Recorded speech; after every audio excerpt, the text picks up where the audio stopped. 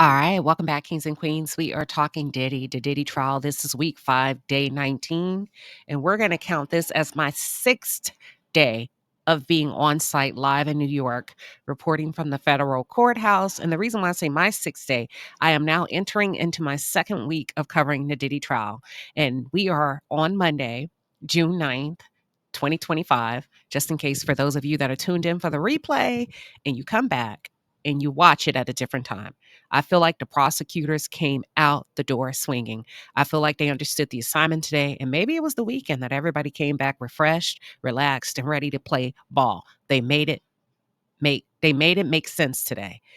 They still have some work to do, right? If we're talking RICO, racketeering, the sex trafficking, they are probably there. It may not be as strong as those of you that are tuned in would like it to be, but today I promised you when I did part 1 of the live summary of the beginning of the day that we would hone in on the technicalities and the psychological aspects of the case, because my background is actually in organizational psychology with a specific focus in behavioral modification. I had the joy of being seated next to Blanca Cobb today, who is a expert body language. She's a body language expert, right? So both of us have that background in psychology, and I felt like I had a number 2 today. And man, oh man, it was good, y'all. We got to talk. They made it. Talk about it. Now, for those of you that are just tuned in, or if you're new to the channel, welcome to the palace. I'm Queen Sheba. I cover a variety of hot topics specific to reality television, but most importantly, I hone in on the psychological and the behavioral traits of the Black experience. Subscribe now. It was a hell of a day in the most intriguing, complex, thorough way as it relates to me being in the courtroom. I can't speak for everybody else. I can only speak to myself. And if you're new here, one thing I promised that I would do by way of delivery of this content is I am going to focus on what's happening in the moment. That means what's happening today. We got to forget yesterday. We have to forget last week, and we have to go with the flow and move very fluid and be in the moment in real time, because there are twists, there's turns, there's highs, there are lows. In this case, it's like a freaking roller coaster ride, and I am here for it. So let's talk about it.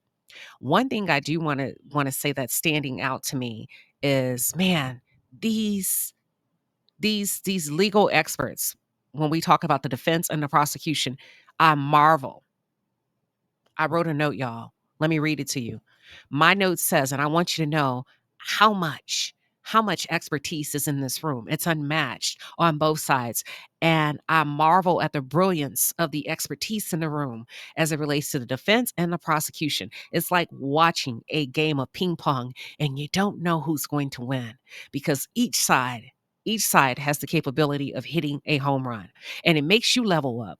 It makes you level up. Well, let me say it makes me level up intellectually. It really causes me to step and up my game, right? They say when you get in a room full of good people, full of people that are smart, rich, intellectual, you kind of step it up a little bit. So I feel like I brought my best self to this courtroom. I'm open. I'm willing. I'm trying my best to be non-biased. I do have some of my own thoughts, but I'm trying to abandon those thoughts and just hone in on what the witness was saying today, as we know as Jane Doe. Okay.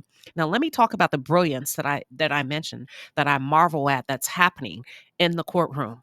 Really quickly, I want to give you a snippet of a Diddy video that you've seen in the past, which many of you believe it was Diddy's apology to Cassie. Why are we starting off this way? It's a perfect example of what I'm talking about as it relates to the brilliance that's in the courtroom. Are y'all ready? It's a 1-minute video. I want to play it for you. Then we're going to jump in. Let's go. It's so difficult to reflect on the darkest times in your life. But sometimes you got to do that. I was up.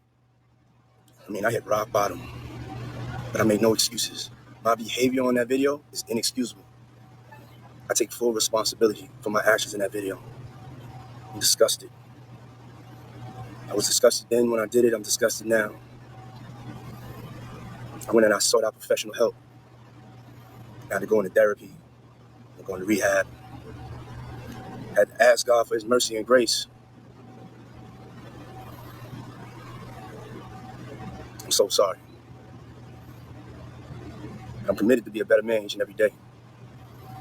I'm not asking for forgiveness. I'm truly sorry. All right, did you hear that video? Are you aware or do you know that? Are you aware or do you realize that Mark Agnifilio, Diddy's lead counsel, instructed him to not mention any specific names in the apology video?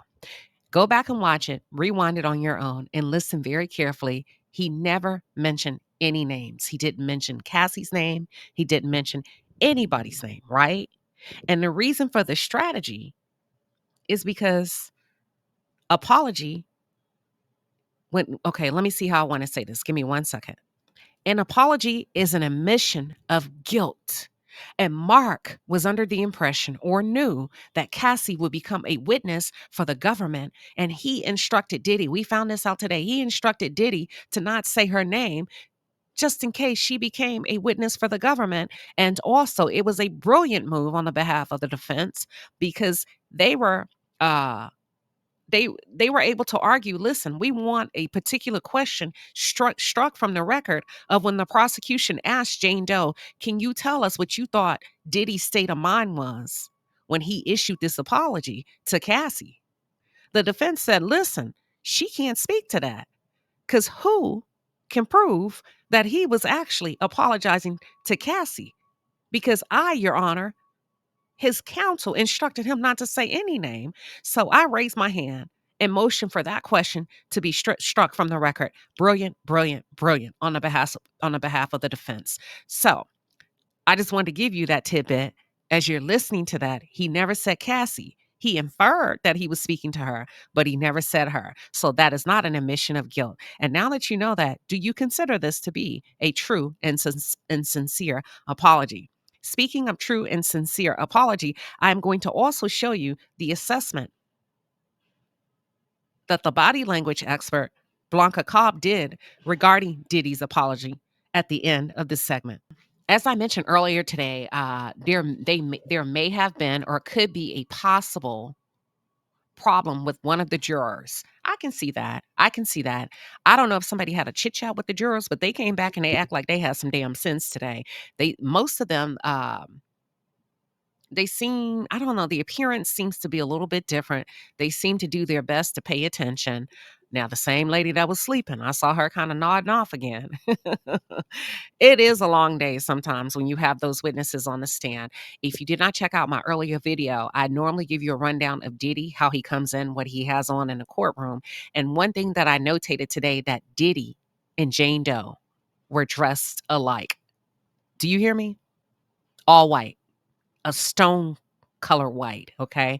Jane Doe wore a stone color white tailored suit. Listen, dressed to the gods. Beautiful, striking woman, head to toe, long white scarf, came in.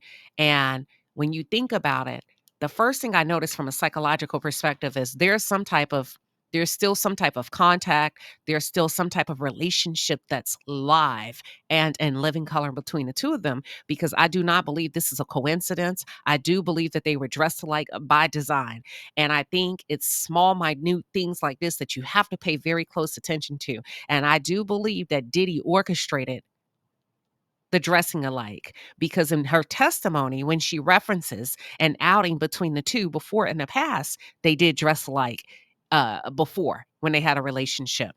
Now, when we think about the color white, I think it's very strategic on the part of not only the defense, but also on the part of the prosecution, because in many cultures, if you think about what white actually represents and the symbolism of white, white it's a versatile symbol representing purity. That's the first thing I noticed, and that's one of my personal notes I put. White is symbolic of purity, cleanliness, new beginnings, simplicity, spiritual enlightenment. And I do believe that both sides were trying to take the approach, because when I tell you the text messages between the two should have been an R-rated movie, honey.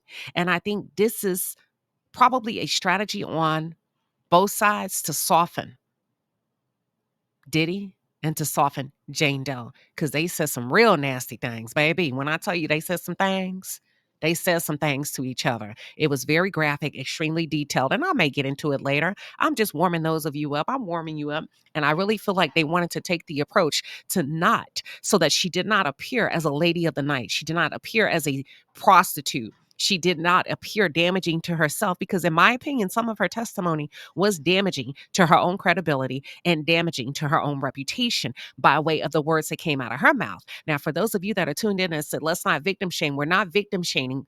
I am bringing you everything that was said and done for the most part in the courtroom. And some of the things that she shared that she did and said, y'all, unfortunately, was not in her favor as it relates to, is she a victim? Did she give consent? Is she a high paid escort? Some of the things she said were not in her favor. But the fact of the matter, what I can appreciate is she said them. She was open.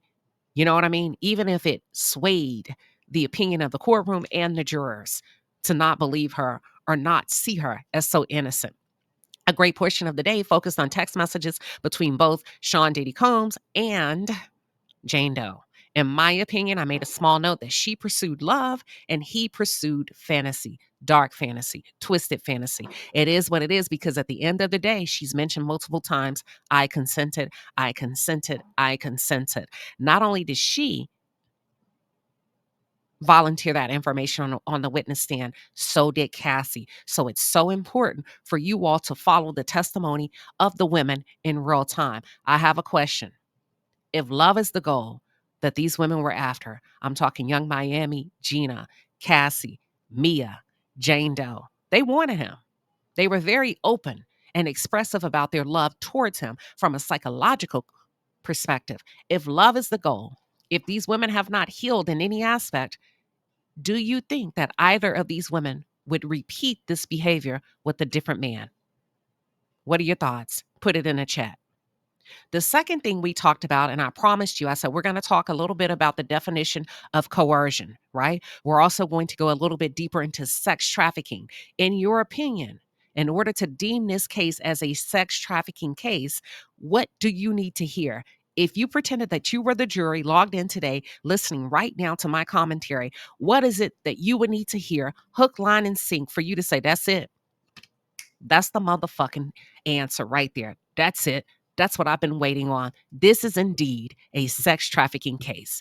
But before you answer that in the chat, let's talk about the formal federal definition of sex trafficking. And I think some of you are going to be blown away. I think some of you are going to be blown away. In 2000, the passage of Trafficking Victims Protection Act, that's TVPA, made human trafficking a federal crime and defined, write this down, defined sex trafficking as the recruitment, harboring, transportation, provision, or obtaining of a person for the purposes of a commercial act, of a commercial sex act, in which the commercial sex act is induced by force, we can scratch out force, fraud, question mark, or coercion, or in which the person is induced under 18. To our knowledge, we can scratch out under 18. To our knowledge, we know there have been no persons revealed as of yet that were under the age 18. What does that leave on the table? Force? We can scratch that out. Under 18, we can scratch that out. Now we have fraud or coercion. Let me read it again. The federal definition of sex trafficking is the recruitment, harboring, transportation, provision, or obtaining of a person for the purposes of a commercial sex act in which the commercial sex act is induced by force, fraud, or coercion, or in which the person is under 18 years of age. Let's transition. What is the formal definition of coercion? It's the practice of persuading, persuasion, persuading someone to do something by using force or threats. My question to those of you tuned in, did he introduce any threats? And can they prove it? I did not hear any specific threats. If you don't do this, I'm going to do that. If you don't do this, I'm going to do that. Jane Doe testified under oath she felt obligated to participate in a freak-offs because her number one reason is she wanted to please her partner. Some of you are going to say, Queen Sheba, nah. She said she wanted her rent paid and she felt obligated financially because he had a financial hold over her. Not the first 2 years. According to her testimony, she dated him from May 20, 2021 until 2024, 21, 22, 20, until 2024. He did not start to pay her rent, which was $10,000 per month, until 2 years after their initial courtship. Okay. So, did he dangle money over her head initially? No, he did not. She testified under oath that he would give her money sporadically. He had not established a pattern for her to be able to say that she felt legally threatened, not until they got into the rent portion. So, in my opinion, this is a sophistication level of Diddy, which is very smart. If he is indeed who you all think and say he is, right? He's smart because he did not really introduce a consistent flow of money until 2 years later, after he had already, or after, I can't put that on him, after she consented to participate in the freak offs over and over and over again. So coercion is the practice of persuading someone to do something by using force or threats. Do you believe the force or threats came before he committed to paying her rent in 2023? Keeping in mind that they started the courtship in 2021. What are your thoughts? Put it in the chat. What are your thoughts? Hold on. Put that in the chat. So we come back, right? This is part 2. We're going to really, it's so much, y'all. Okay. So we went over the definition of coercion. We went over the federal definition of sex trafficking. Let me go back to the apology video. What the defense and prosecution were going at it about when we came back from lunch, the apology video, the defense wanted to scratch it. The defense wanted it to be scratched off the record. What the judge was saying that he felt is that the Jane Doe's response speaks to her state of mind regarding what she heard Diddy say to Cassie. And then Mark, like I said before, Mark argued, how could she? Because he never specifically addressed the video to Cassie because I told him not to. So that was a strategy on my part, Your Honor. So I brought you all up to speed over that. We're going to jump right into it. Give me 1 second. Listen, do some research. There's a lot of I keep seeing the number 16 pop up over and over and over and over and over in this case, the number 16. I don't know if it's by design or if it's just a coincidence. A lot of things happen on the 16th of various months throughout this entire saga. Diddy was arrested on September 16th, 2024 at a Manhattan hotel. If you go back and you listen to my earlier commentary, I started to notice a pattern starting with, I think, Bana on the 16th of the month, carried out throughout the testimony of Jane Doe, and for me to keep looking at the 16th. There's something with the number 16th about this trial. I don't know what it's tied to, but there's a lot of things that happen on the 16th of months throughout the testimony, okay? So we come back from lunch, and the prosecution continues their direct examination of Jane Doe. They focus on December 28, 2023. And it seems like what was happening in 2023, after everything that I discussed with you this morning, more freak-offs continue to occur, more men, more freak-offs, more flights, and Diddy continued to pay her rent. Now, listen to me very carefully. I wrote, why would he continue to pay her rent? He's in jail. She's testifying against him. We found out earlier he started recording her in 2023. Well, at least that's the first physical live evidence that we've heard of him recording her. And I thought, God damn, listen, he's an evil genius. Nobody gets a pass. He's recording everybody from the top to the bottom, from the rooter to the tutor. So I'm like, damn, that's cold hearted. He's recording her.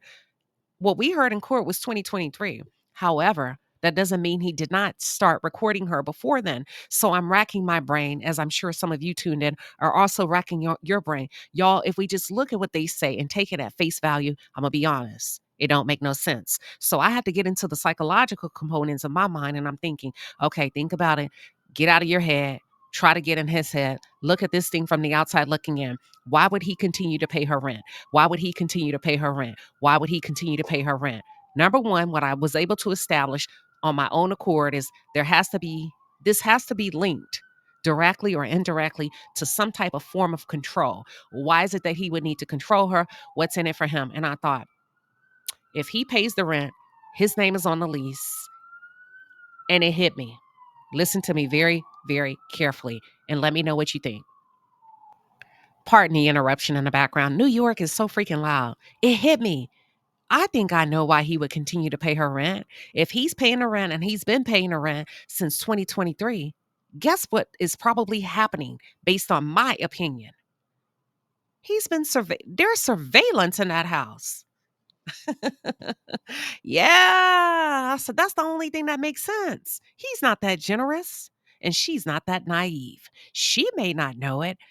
That's his way of surveying and keeping tabs, allegedly, on what's going on between her and the federal government. Because at some point, he quit trusting her and he started to record her. And if my common sense serves me right, I'm going to go with what makes the most sense. I said, there has to be surveillance there. After Cassie's lawsuit dropped, I think his spidey sense went up and he was like, fuck it. I'm going to watch everybody. Nobody gets a pass. I bet if they did a clean sweep, I don't know if they would ever tell us.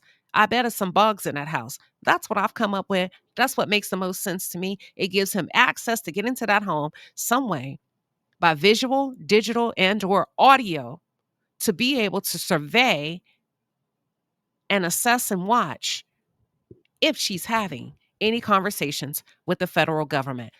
I could be wrong. That's what I'm leaning towards. Okay. Now, March 2024, they asked her what happened. In March 2024, they did a search and seize of Diddy's property. They asked her, did you speak to the federal agents? She said, I did not speak to the federal agents, but the HSI did come to her home. They said, how do you know they came to your home? She saw them on camera. They said, what did you do then? She called Diddy to tell him that the agents had come to her home. Watch this, y'all.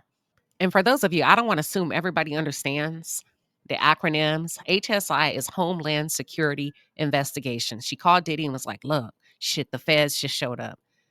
She got an attorney. They asked her, did you get an attorney after the feds show up? She said, yes, I did. Did you pay for it? No, I did not. Who paid for it? Sean. Okay. After that, did you get rid of that attorney? Yes, I did. Did you get a new attorney? Yes, I did. Did you pay for that attorney? No, I didn't. Who paid for it? Sean. Listen, y'all better trust me when I start telling y'all something. Didn't I just tell you I think there's surveillance in that house? Now we've established today under oath that not only is Sean Diddy Combs paying for this woman's rent, he's also paying for her attorneys, y'all. Yeah, he's also paying for her attorneys. At this point, I'm looking at both of them sideways.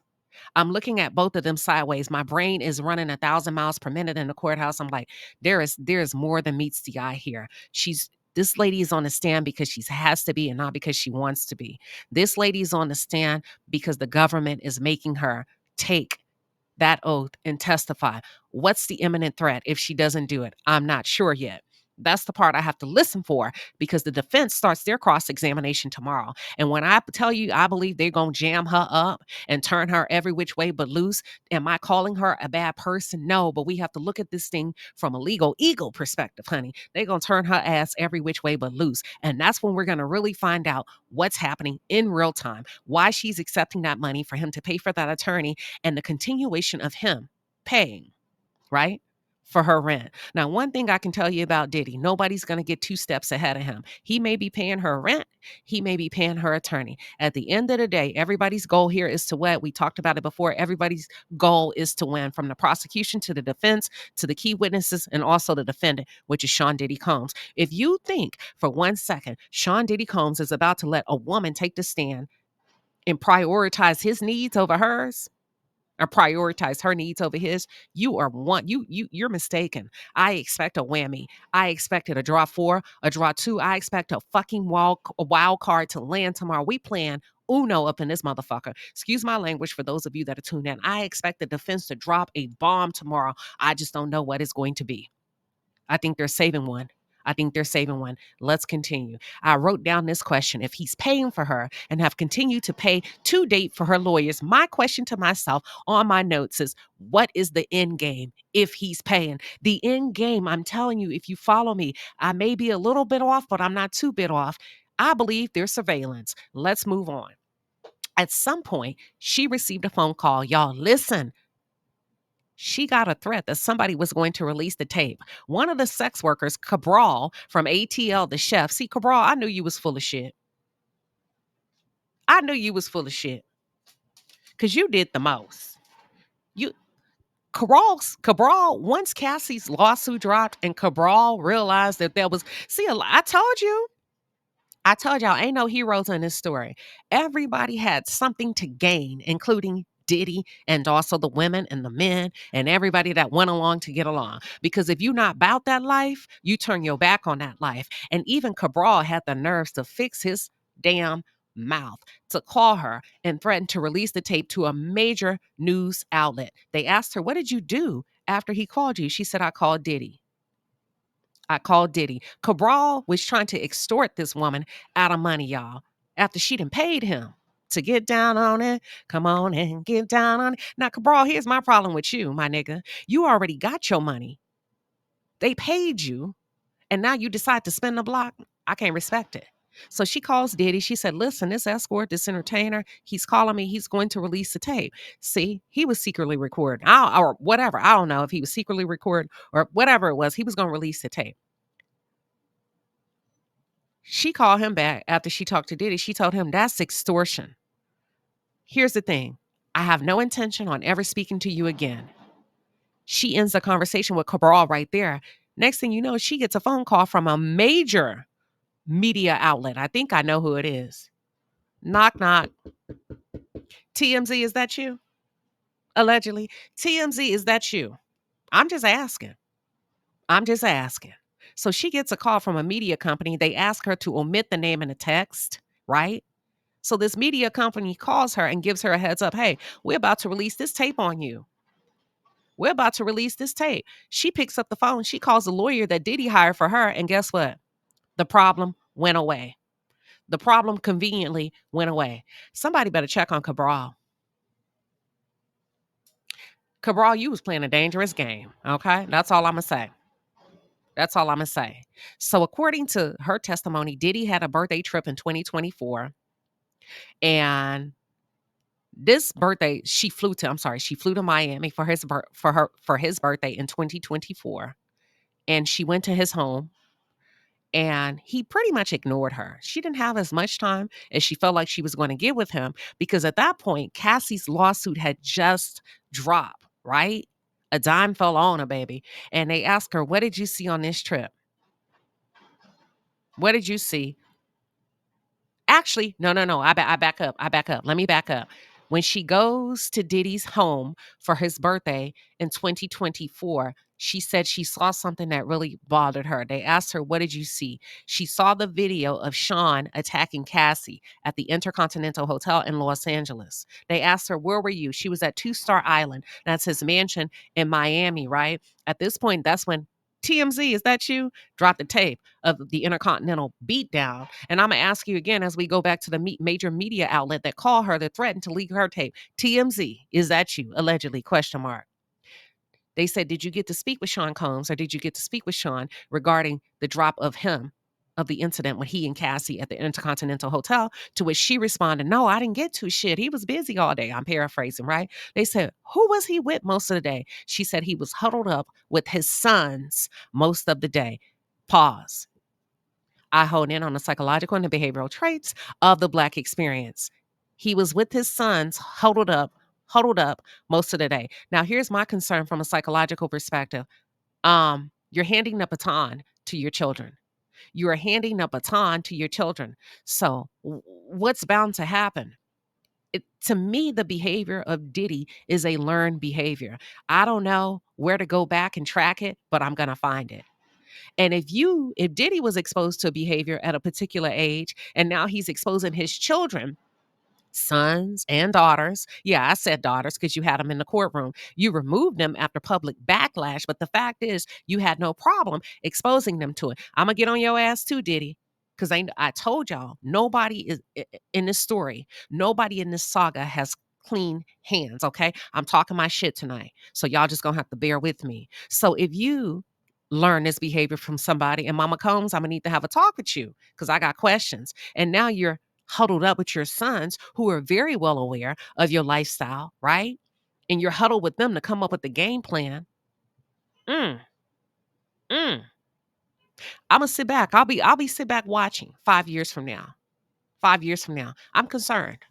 I'm concerned. I have a lot of questions. I'm very concerned. So he's huddled up with the boys. She don't really get to hang out with him like she wants to. And I also think from a psychological perspective, that was by design. Because one thing I've come to know and believe about Diddy throughout this entire saga, he never pretended to be anything that he wasn't. He was very cold-hearted. He was very disconnected. He was not emotionally available to any of them after the freak-offs, period, point blank, including Cassie.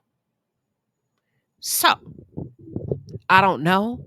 Well, I do know because I told you when I started this, and I said one note that I made is he pursued fantasy, they pursued love. He pursued fantasy, they pursued love. They didn't get that from him. They didn't get that from him. So I think it was by design on purpose that he busied himself with his son so he didn't have to deal with her in a regular manner. And no matter how much she cried and she asked and she wishing and hoping and praying, he never gave her ass date night. He never gave her date night. It was only once or twice she got somewhat of a human affection from him. And it was only under dire, extensive circumstances when there would be threats of self-harm and or just mental breakdowns. And based on today's testimony, I heard two prime examples of that. Outside of that, no ma'am. No ma'am. Okay? So the next day, they ask her, you didn't get to talk to him the first day on the birthday trip because he was busy with his sons. You really didn't get to have an in-depth conversation with him regarding the beatdown of Cassie. What happened the next day? What did you see the next day? She said he showed her the final draft of his response that he would be responding to Cassie's lawsuit. Okay. So then they said, what happened the next day after that? She said the next day after that, he met up with KK, who is Christina Coram, his personal assistant. She left. She went back to Los Angeles. Okay. Now, if you think about what was happening in March of 2024, June 2024, July 2024, he was still dealing with Young Miami. Do y'all not remember how Young Miami was riding for him in the press? How Young Miami and Gina got into it? And then Young Miami told Gina, bitch, you better shut up because you're an eater. You are an eater before I have him make you eat. So at this point, I'm going to run down the roster to you. Young Miami, Gina. Oh, I damn near said that girl name. And Jane Doe was in rotation. Even though it seems like he was seeing Jane Doe frequently, she was getting the bottom of the barrel. Okay. She was getting a bare minimum from him because at this point we knew there was a public relationship on display between he and Young Miami and sometimes he and Gina. She was the last call for alcohol. And that's no tea, no shade to her. I'm just trying to make it make sense to you how she went from first to worse. Do you understand me? How she became the side chick in the relationship plus the nighttime entertainment. This is what they call in a psychology or in a psychological world as discarding. What does it mean to be discarded? I will tell you this. I'm just running it down. Discarded meaning. What it means to be discarded is from hold on. Hold on. At this point, I think she went from first to worst because she was discarded.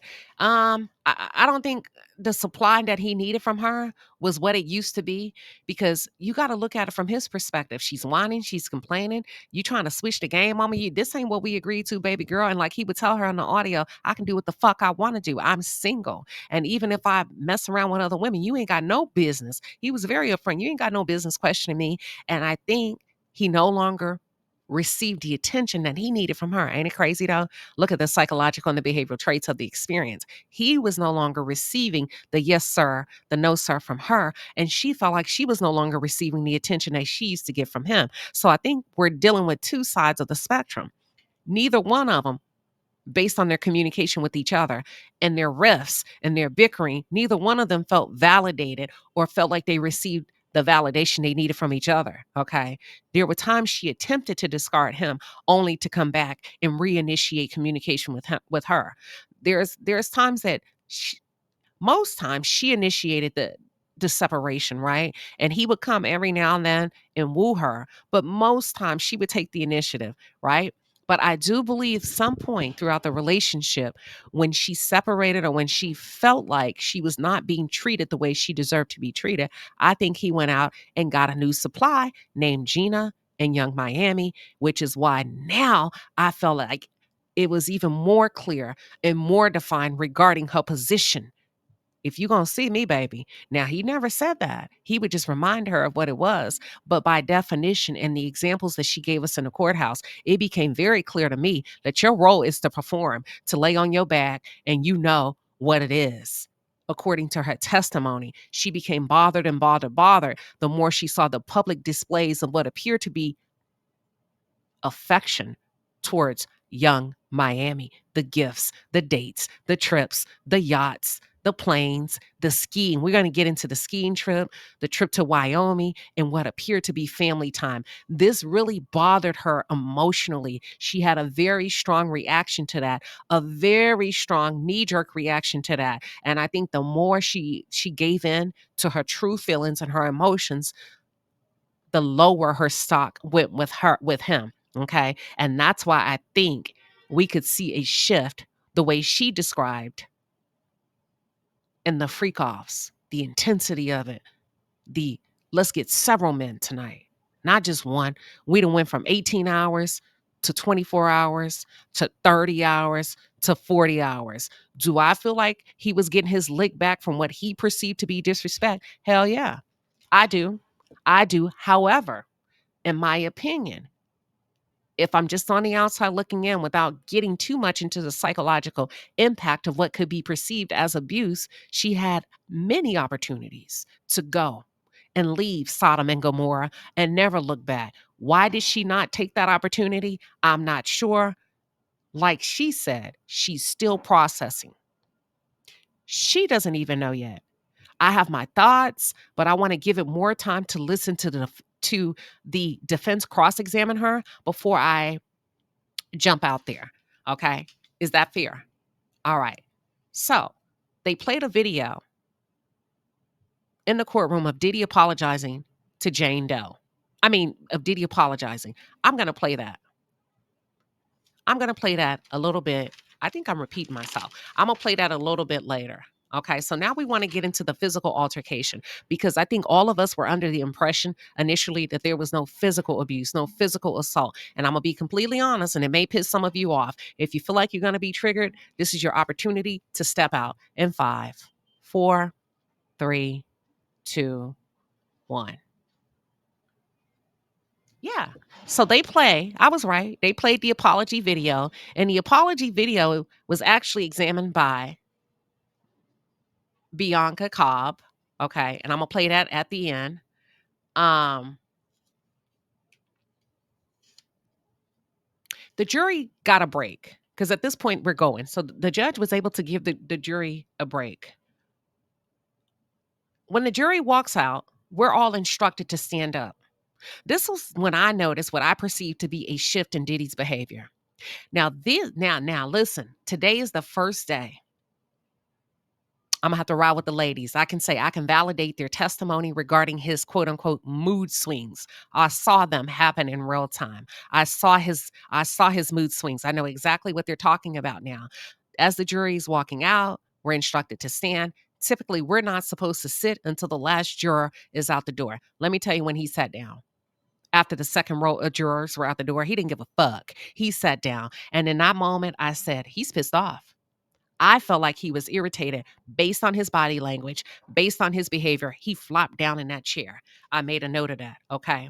That's when I thought he's not liking. Obviously, this testimony is not going the way he thinks or should, the way he thinks or perceived that it would go. The prosecution asked Jane Doe, after they played the video of Diddy apologizing, they said, "What is he referring to?" She said, "The incident with Cassie." They said, "In this apology video, he referenced becoming a better man." Woo! This was good on the prosecution side. After this video dropped, they asked her. Now, keep in mind, the prosecution drew out one good point. He said he's going to become a better man, right? When did you see him again after this video?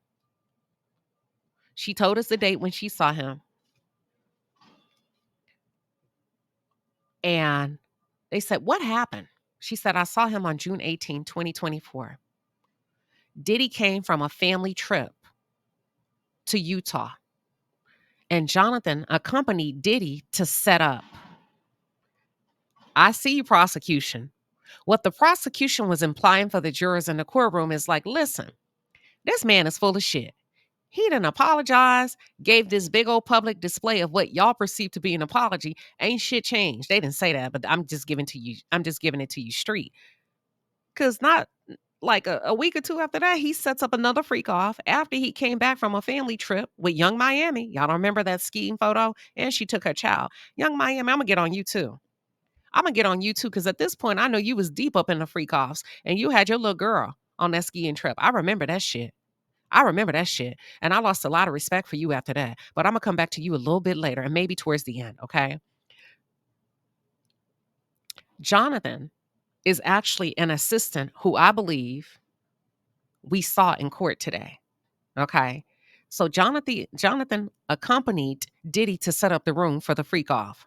No, to set up her house. They actually did this freak off at her home, the one in which he pays $10,000. Now, at this point, I said, shit, they getting desperate because they letting these hoes and these prostitutes come up in their house. And you know your house is where you lay your head. You don't too much, well, I don't know. I know people like normal people like me. You don't too much allow that to happen. So anywho, they set up the freak off to occur in her house. There was specific lighting that Jonathan told her that she needed because Diddy liked red lighting. Now, she said the prostitution asked her, was an entertainer supposed to come? She said no. I don't know if I believe that, and let me tell you why. If an entertainer was not supposed to come, why would he be wanting red lights for just you and him? So I don't know if I believe that, and that's a huge question mark. I don't know. We saw the prelude to what a freak off is. We didn't get to see the freak off in and of itself because the videos are sealed, but y'all, listen, this shit is twisted. It's weird. We didn't see the video. I peeked and saw the video. They didn't show it to us. They showed it to her. I leaned over and I saw it. It was red. It was dark. It was creepy. And there was a song playing in the background. A lovely day, lovely day, lovely day, lovely day, lovely day. So you would think for that, when you think about making love, adults consenting, you would probably put on something a little bit more tender, appropriate. Hell no. The song was Lovely Day. They asked her, what did you take? She said she had champagne. And I do believe she said Diddy had champagne. I'm going to come back to what she ingested. She said 30 minutes later, after that video, she filmed the video, right? And we saw just a clip of it. 30 minutes later, this is where you can mark the beginning of the physical violence that she introduced into the courtroom. Now, here's the thing. Listen very carefully.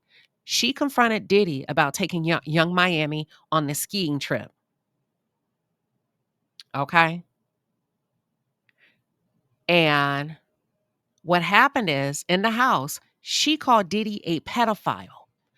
She called Diddy a pedophile because obviously there was a little bit of envy and jealousy from her towards young Miami because they asked her, wait a minute, you called him a pedophile, correct? She said yes.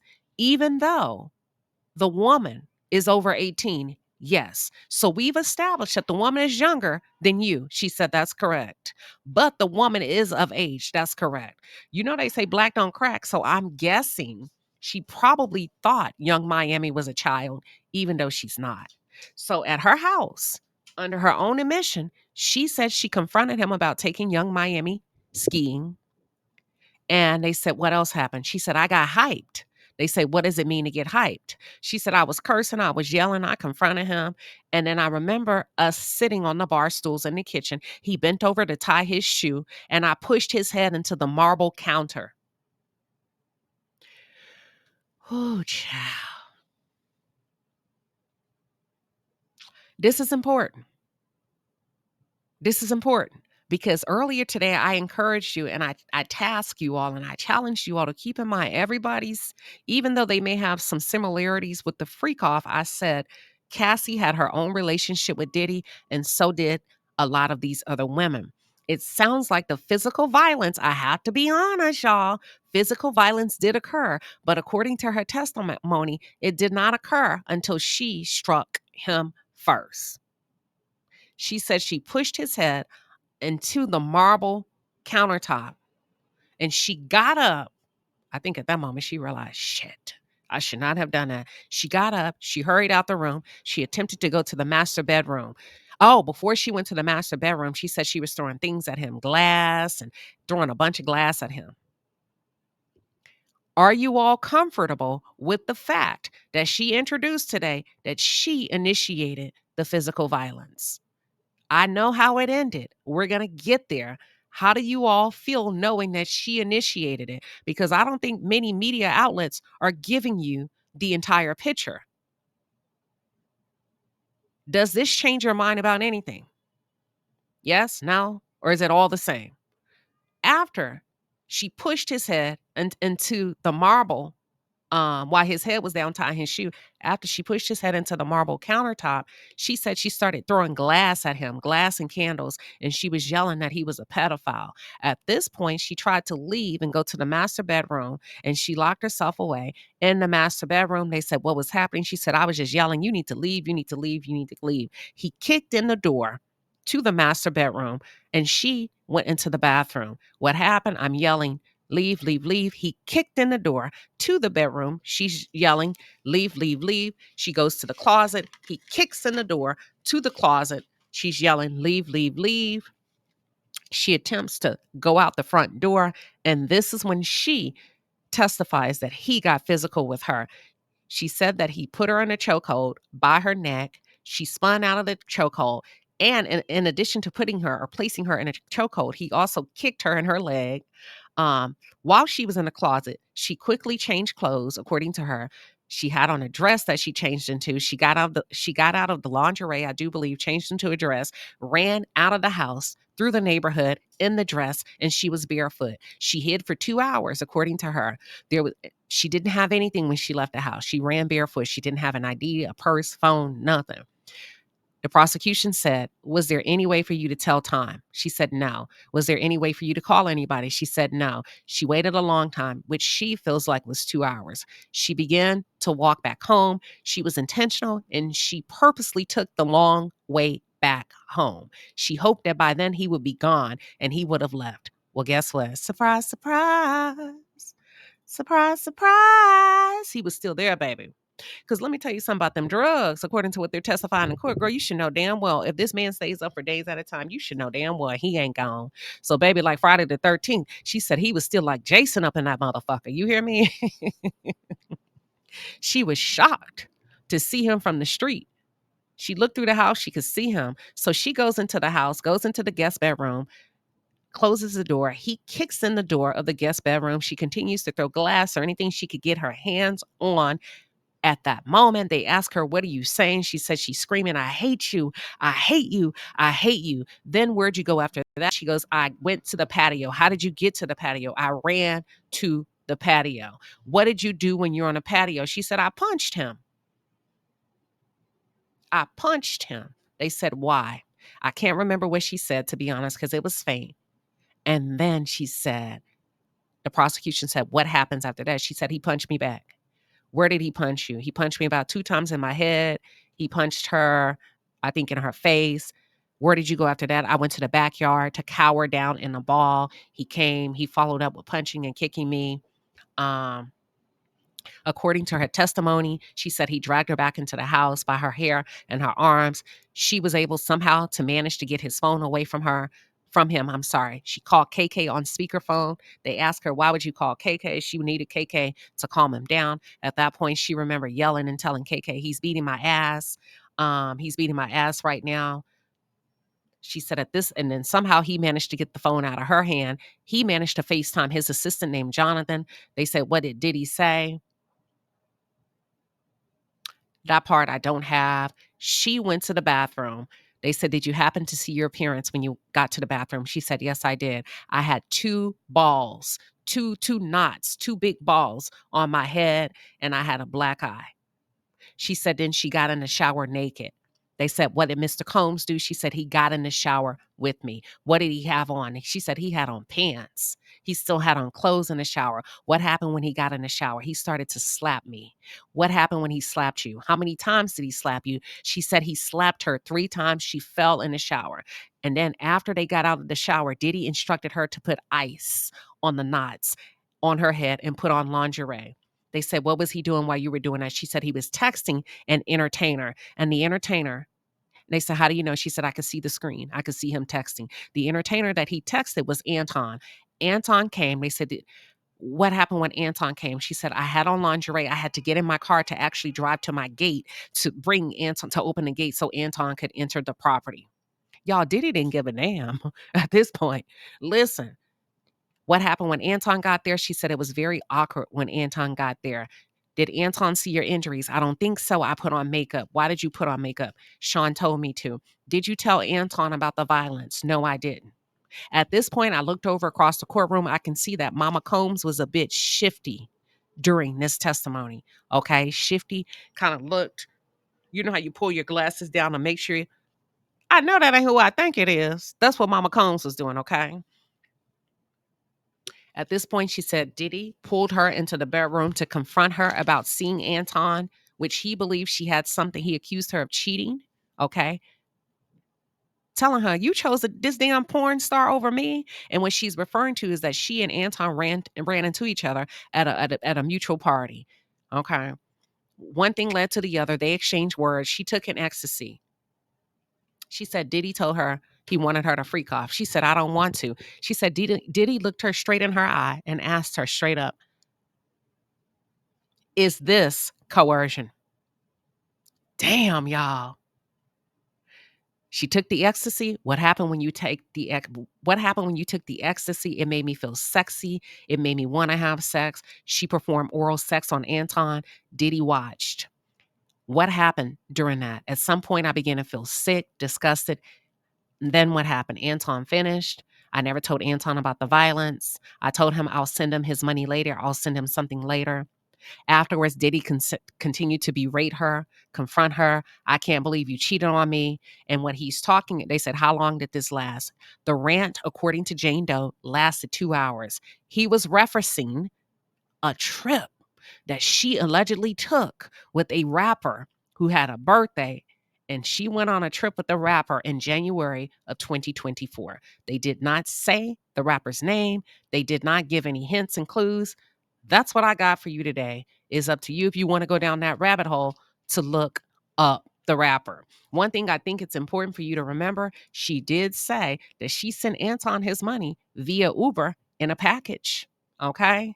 Now, my question to you, because I got to end real quick. My question to you, and I'm going to do a part 2, is what would be considered criminal from everything I just told you? This is hypothetically. We're just talking.